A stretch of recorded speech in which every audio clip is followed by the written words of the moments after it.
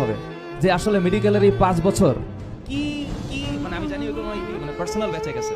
হ্যাঁ, একটা public video হবে যে আগামী 5 বছর এরা কি ফেস করবে, ওদের প্যাথোলজি পড়ার সময় মাথাটা কত ডিগ্রি ঘুরবে, ওদের কমিউনিটি মেডিসিন পড়ার সময় কতবার পড়তে হবে রোগের প্যাথোলজি, এটিওলজি, ফিজিওলজি, অ্যানাটমি, হ্যাঁ সার্জারির ডেভিডসন পড়া লাগবে, ডেভিডসন ওরা পড়ছে।